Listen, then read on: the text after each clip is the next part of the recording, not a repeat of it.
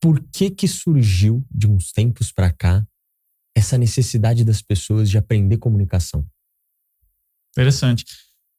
Surgiu principalmente no século XX com um maluco chamado Dale Carnegie. Olha que interessante.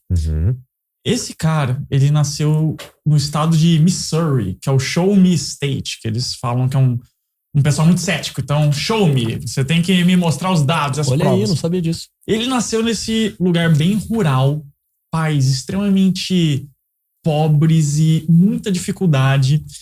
E o Dale Carnegie, ele entrou na faculdade, ele foi extremamente julgado. Uma faculdade localzinha ali que tinha, e ele foi extremamente julgado por ser pobre. E ele falava, caraca, como é que eu vou me destacar aqui? As meninas não queriam sair com ele, era um negócio meio tenso. Aí ele falou, vou melhorar a minha comunicação. Ele viu, olha que interessante, a gente tá falando de 1900 e pouco.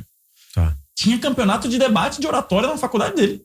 Ele falou, vou estudar isso aí. Ele começou a se tornar um debatedor competitivo, um orador competitivo, começou a ganhar campeonatos, começou a ficar conhecido na universidade, isso aumentou o status dele, deixou de repente ele mais pimpão ali, e depois ele seguiu uma carreira, que ele foi vendedor fracassado, ele foi vendedor de carro e de faculdade online fracassado, ele tentou de tudo e não estava dando certo. Ele até diretor de teatro tentou ser. Escritor de ficção, ele tentou várias coisas. Aí ele começou a perceber, nossa, lá na faculdade, depois que eu ganhei campeonatos de oratória, eu ensinava o pessoal oratória e o pessoal gostava de aprender comigo. Eu vou tentar aqui fazer algo. Ele se juntou com a Associação Cristã de Moços, começou a fazer um curso de oratória básico ali e começou a ter tração. E aí ele foi percebendo um grande movimento, daí para responder a sua pergunta.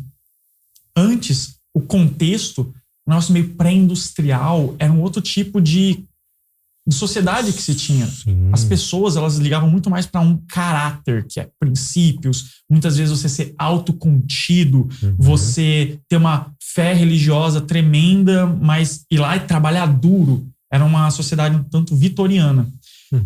O Dale Carnegie, ele pegou bem essa época de transição para uma época consumista, em que a indústria da propaganda começou a incutir nos consumidores desejo de você ter o American Way of Life, de você ter produtos, os vendedores e o marketing, tudo fazendo muito sucesso. Você tinha gigantes corporações nascendo, e essas corporações precisavam de funcionários. Esses funcionários precisavam saber conviver em uma estrutura burocrática, e ele pegou toda essa transição e ele chegava com uma proposta que na época foi muito inovadora. Ele falava assim, você quer o grande segredo para você ter muito sucesso, muita felicidade, muito dinheiro, é você ter pensamento positivo. Ele era um cara do pensamento positivo. Focar na solução e não no problema, não ficar reclamando, fazer a pessoa ter sensações positivas. Tudo para ele era positividade. Em segundo lugar, ter uma personalidade agradável.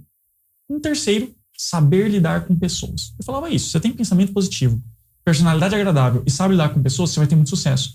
Essa mensagem ressoou nos Estados Unidos. Meu Deus, a galera estava sedenta.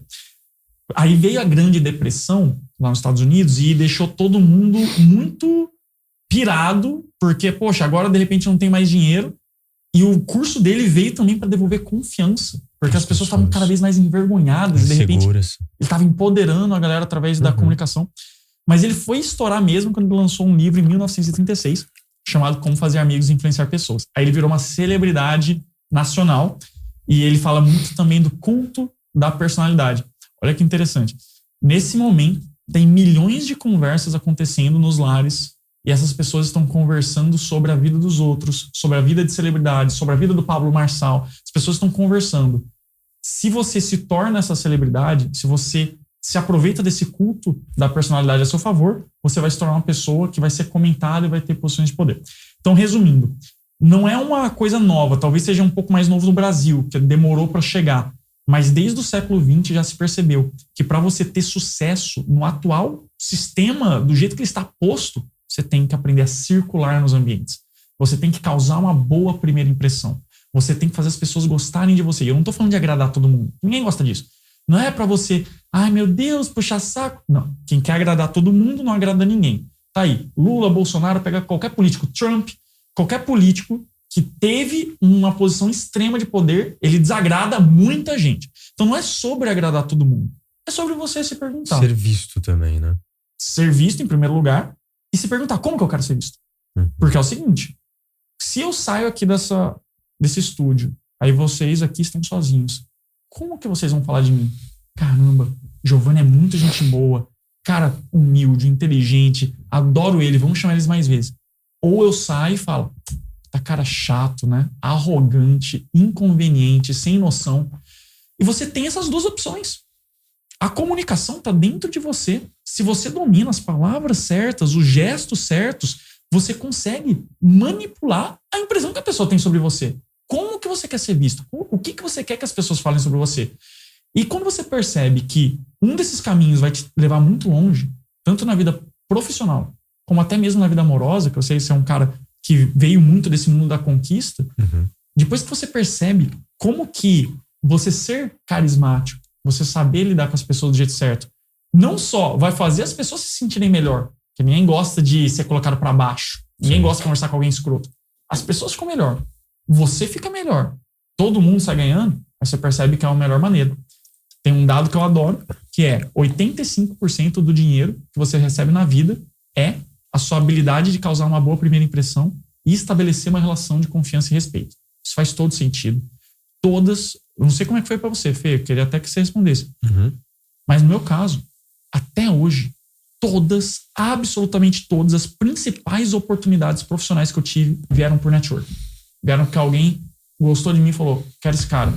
Eu tá aqui é um exemplo disso. Você me chamaria se eu não tivesse me conectado com você, se eu causasse uma má impressão em você?